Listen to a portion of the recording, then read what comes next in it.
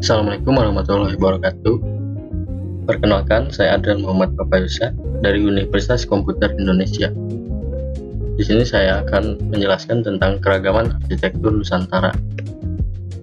Arsitektur Nusantara dalam konteks Nusantara memiliki makna yang sangat luas, yaitu keanekaragaman karya seni bangunan sebagai kearifan dan kecerdasan lokal masyarakat Indonesia dalam Bhinneka Tunggal Ika dari Sabang sampai Merauke.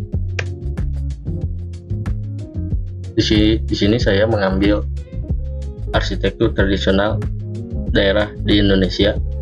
Yang pertama ada arsitektur tradisional Sunda, yang kedua ada arsitektur tradisional Jawa, dan yang ketiga ada arsitektur tradisional Papua. Arsitektur tradisional Sunda. Tiang-tiang yang ada di arsitektur Sunda berbeda dengan rumah-rumah yang ada di Jawa Tengah dan Bali. Rumah-rumah di sekitar itu ngupuk langsung ke tanah.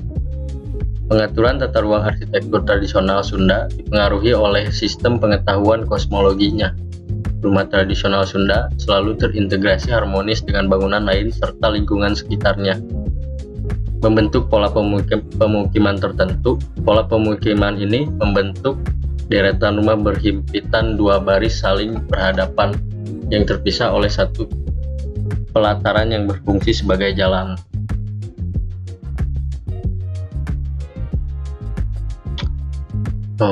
Ini arsitektur rumah panggung. Bentuk rumah masyarakat Sunda yang pertama adalah ada imah ngupuk, rumah yang lantainya langsung menempel di tanah. Dan yang kedua ada imah depol, rumah yang terbuat dari tembok atau dinding bata. Dan yang ketiga ada imah panggung, rumah yang lantainya tidak menempel langsung pada tanah. Pada rumah jenis ini terdapat kolong yang berfungsi sebagai sirkulasi udara. Rumah panggung sangat mudah dibongkar pasang karena pondasinya tidak ditanam di dalam tanah serta strukturnya ringan.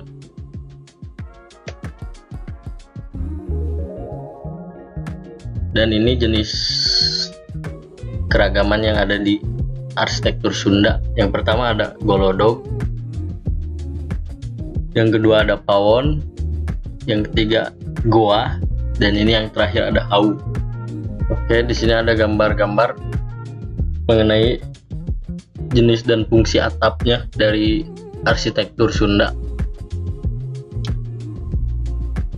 Ini yang pertama ada jolopong, yang kedua ada istilah dengan badak keai, tiga parahu kumurep, yang keempat julangapak, yang kelima tagog anjing, yang keenam capit gunting. Selanjutnya ada arsitektur tradisional Jawa. Arsitektur Jawa. Hunian pertama masyarakat Jawa yang ditemukan pada masa prasejarah memiliki karakteristik serupa dengan hunian Sunda, yaitu tergantung pada alam. Hunian dalam bentuk goa, ceruk, dan tinggal di atas pohon merupakan karakteristik dan cara hidup masyarakat pada saat itu.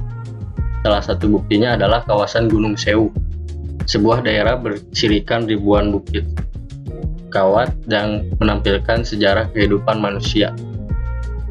Ya, setidaknya sejak kala Pleistosen akhir, Holocene awal. Oke, di sini ada bentuk bangunan arsitektur tradisional dari Jawa. Yang pertama ada Sakaguru.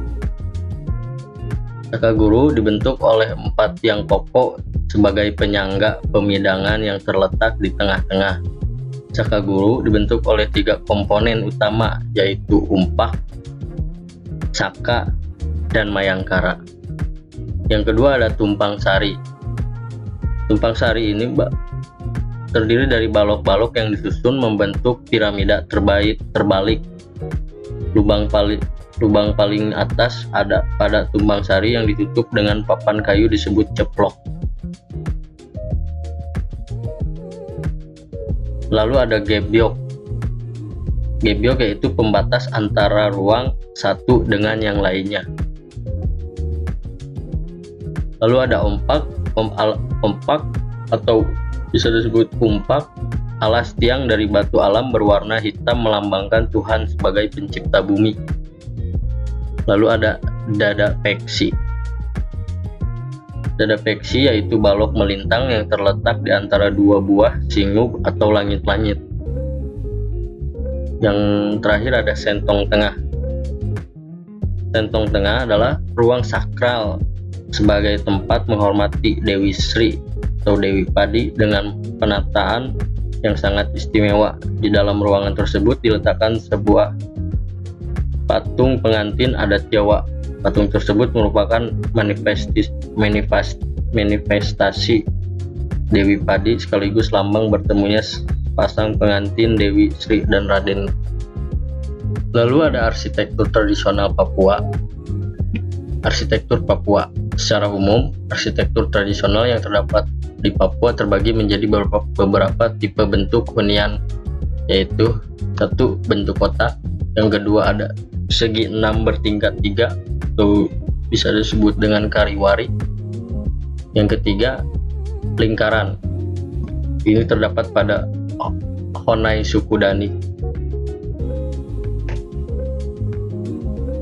Inilah bentuk arsitektur di Papua. Yang pertama ada rumah Honai. Salah satu yang unik dari masyarakat Papua adalah laki-laki dan perempuan yang telah dewasa tinggal secara terpisah. Untuk laki-laki dewasa, mereka tinggal di sebuah rumah yang disebut dengan Honai. Biasanya Honai dapat ditemukan di kawasan lembah atau pegunungan. Yang kedua ada Ebai. Untuk rumah Ebai memiliki ukuran yang lebih kecil dan pendek dibandingkan dengan rumah Honai. Rumah Ebai terletak di bagian sisi kiri atau kanan dari rumah Honai yang pintunya tidak sejajar dengan rumah Honai. Yang ketiga ada rumah Wamai. Tak jauh dari rumah Honai dan rumah Ebai biasanya ada satu rumah kecil di dekatnya yang bernama rumah Wamai. Rumah ini digunakan sebagai kandang hewan ternak seperti ayam, babi, dan lain-lain. Yang keempat ada rumah Kariwari. Kariwari ini memiliki tinggi hingga 20 meter dan terdiri dari 3 lantai. Lantai 1 digunakan untuk belajar, lantai 2 digunakan sebagai tempat pertemuan para kepala suku, dan sedangkan lantai 3 digunakan untuk beristirahat, meditasi, atau berdoa. Lalu ada rumah Rumsram. Rumah Rumsram ini didiami oleh anak laki-laki dari suku Biak Numfor yang telah berusia 12 tahun. Di rumah inilah mereka akan belajar tentang kehidupan dan mencari nafkah. Memahat, membuat perahu, dan cara berperang adalah ilmu yang diajarkan kepada para anak laki-laki tersebut. Lalu yang terakhir ada rumah kaki seribu. Rumah panggung di Papua satu ini sangat unik. Rumah ini memiliki penyangga yang cukup banyak sehingga sampai disebut dengan rumah kaki seribu. Rumah-rumah seperti ini biasanya ditemukan di pegunungan Arfak, tempat dari suku Hatam, Moile, Meyak, dan Sau. Rumah panggung ini dibuat demikian untuk menghindari serangan dari binatang buas. Oke, sekian dari saya tentang keragaman arsitektur Nusantara yang ada di Indonesia.